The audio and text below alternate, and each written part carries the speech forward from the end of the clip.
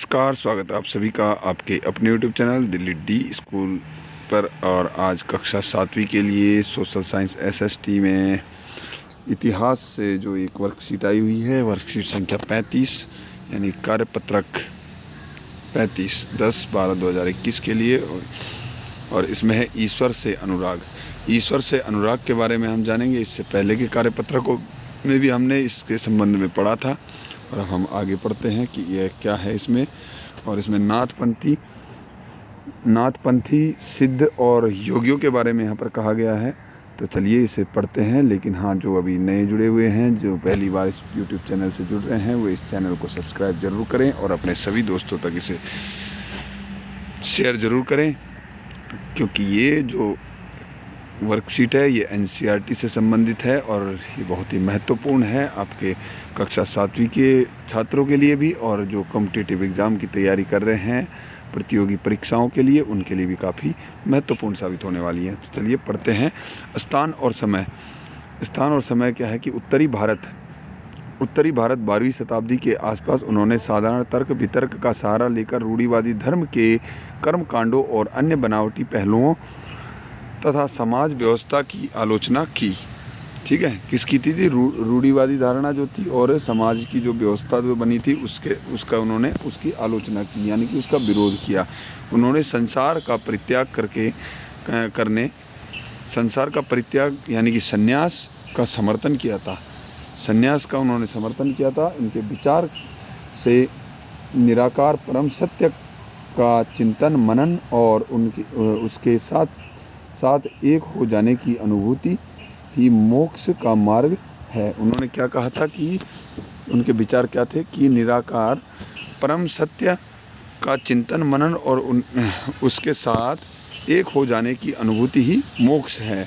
मोक्ष क्या है इसके बारे में है। ठीक है, उन्होंने योगासन, प्राणायाम और चिंतन मनन जैसी क्रियाओं के माध्यम से मन और शरीर को कठोर प्रशिक्षण देने की आवश्यकता पर बल दिया।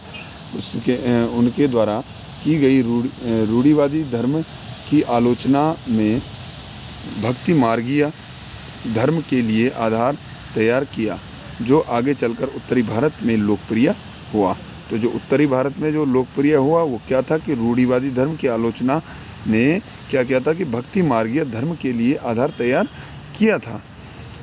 ठीक है, तो ये उनकी जो बातें थी इसकी नाथपंथियों की, सिद्धों की और योगी की। तो आगे देखते हैं महाराष्ट्र के संत। महाराष्ट्र के जो संत थे उनके बारे में हम पढ़ते हैं कि प्रथम स्थान और समय के बारे में जानकारी दी गई है कि पंढरपुर यानी कि महाराष्ट्र में 13वीं से 17वीं शताब्दी के आसपास जो संत हुए उनके बारे में यहाँ पर बताया गया है कि 13वीं शताब्दी से लेकर जो 17वीं शताब्दी तक के बीच के संत थे।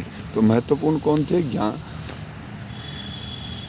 ज्ञानेश्वर थे, नामदेव थे, एकनाथ थे, तुकाराम, सखुबाई और चोखा मेला। ये सारे संत उस समय पर महाराष्ट्र के थे और ये बहुत बड़े संत हुए थे जिन्होंने अपनी शिक्षा पूरे भारत में फैलाई थी, पूरे भारत में प्रचार प्रसार किया था। इसका आराध्य इनके थे भगवान विट्ठल थे। और विट्ठल किसे कहा जाता है? विष्णु का रूप, भगवान विष्णु के रूप को ही विट्ठल कहा जाता है। ठीक है, केंद्रीय विचार, इनका जो केंद्रीय विचार था वो था कि व्यक्तिगत देव यानी ईश्वर जन मन के हृदय में विराजमान है, यानी कि व्यक्तिगत देव जो है वो जन मन के हृदय में विराजमान है। अगला है स्थानीय भाषा, मराठी। स्थानीय भाषा क्या थी वहाँ की? मराठी थी। में गीत लिखे, जो इन्होंने गीत लिखे वो किस भाषा में थे? मराठी में थे। इन संत कवियों ने सभी प्रकार के कर्मकांडों, पवित्रता के ढोंग और जन्म पर आधारित सामाजिक अंतरों का विरोध किया था। तो इन्होंने किसका विरोध किया था कि जो कर्मकांड हैं और जो पवित्रता का जो ढोंग रचते हैं उन सभी का विरोध इन्होंने किया था। उन्होंने संन्यास के विचार को भी ठुकरा दिया और किसी भी अन्य व्यक्ति की तरह रोजी रोटी कमाते हुए परिवार के साथ रहने और विनम्रता पूर्वक ज़रूरतमंद साथी व्यक्तियों की सेवा करते हुए जीवन बिताने को अधिक पसंद किया। तो इन्होंने सन्यास को भी ठुकरा दिया था। इन्होंने कहा था कि योगी बनना ज़रूरी नहीं है यहाँ पे, कि सन्यासी बनना ज़रूरी नहीं है। अपने परिवार के साथ आप ज़रूरतमंद व्यक्तियों की मदद कर सकते हैं और इस तरह के जीवन को आप बिता सकते हैं, और उन्होंने भी इसी तरह का जीवन बिताया। आगे देखते हैं। उन्होंने इस बात पर बल दिया कि असली भक्ति दूसरों के सुख को बांट लेना है। असली भक्ति क्या है कि दूसरों के दुखों को बांट लेना है। दूसरे जो व्यक्ति हैं उनके दुखों को बांट लेना असली भक्ति कहलाती है। उन्होंने यह कहा था। इससे एक नए मानवतावादी विचार का उद्भव हुआ, जैसे कि सुप्रसिद्ध गुजराती संत नरसिंह मेहता ने कहा था। अब जो गुजरात के जो संत हैं उनके बारे में कहा गया है। कौन से संत हैं? नरसिंह मेहता, ये गुजरात के संत थे। उन्होंने भी इसी तरह से कहा था कि दूसरों के दुखों को बांट लेना चाहिए। और उनकी जो पंक्ति है वो पंक्ति ये है कि वैष्णव जन तो तेने कहिए पीर पराई जान रे। ठीक है, वैष्णव जन तो तेने कहिए पीर पराई जान रे।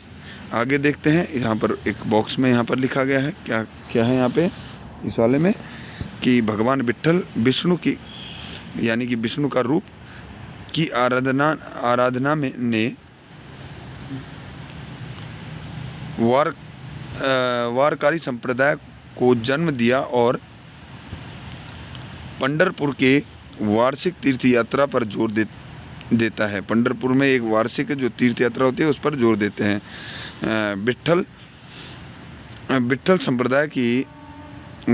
संप्रदाय का भक्ति के शक्तिशाली उपादान के रूप में उदय हुआ और लोगों में काफ़ी लोकप्रिय हुआ। कौन सा? विट्ठल संप्रदाय वहाँ पर।